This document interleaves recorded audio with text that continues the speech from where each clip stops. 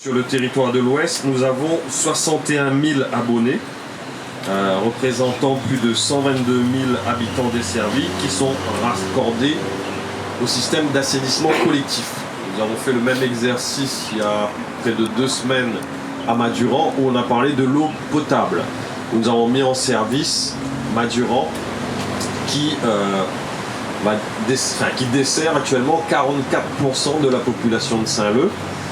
Donc 17 millions d'euros d'investissement et aujourd'hui le chiffre est là, 17 millions d'euros aussi sur l'assainissement. On avait 200 mètres de canalisation qui étaient presque dans la mer, de résorber, de finir avec tous ces désagréments, c'est un vrai soulagement, 1 an de travaux sur Saint-Leu, de refaire toute la canalisation où il y avait des désagréments depuis des dizaines d'années. Enfin, on sort et on remet un développement sur le territoire de la commune, ce qui est essentiel.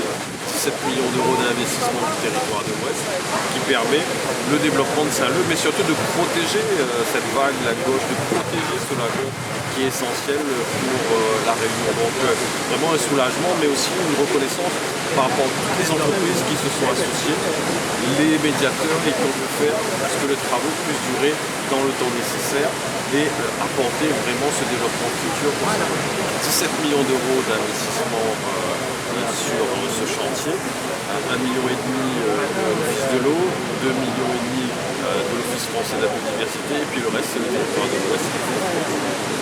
Pour moi, c'est une fierté ce matin d'inaugurer ce chantier, puisque 2017, à mon arrivée à la collectivité en tant que maire, j'avais pris 2 engagements.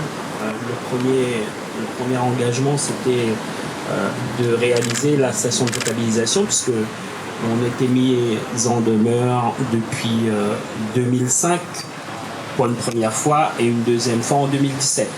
Donc les choses ont fait que j'ai eu un peu de chance aussi, beaucoup de chance, je dis aussi, puisque le calendrier a permis, mais j'avais beaucoup de chance puisque on avait mené les études à l'époque, donc sur la station de potabilisation, lancé les marchés, et une fois que les marchés ont été lancés, on avait transmis au TO puisqu'ils avaient la compétence au 1er janvier 2020. Et on a commencé ce chantier-là, livré il y a 15 jours. Et aujourd'hui, 15 jours après, on livre ce chantier. Les commerçants et les riverains, puisque c'était un chantier qu'ils attendaient depuis des années, puisque la ville est mise en demeure depuis 2005 pour le réseau cassé. Mais il y avait des endroits où il y avait des odeurs où on ne pouvait pas respirer, donc dans certaines périodes de l'année.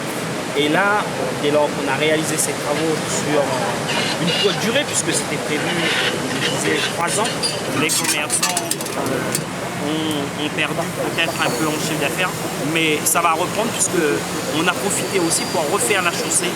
Donc en même temps, on va refaire les trottoirs en totalité, l'éclairage public solaire en totalité, et puis refaire les enrobés chaussées avec un sens de circulation.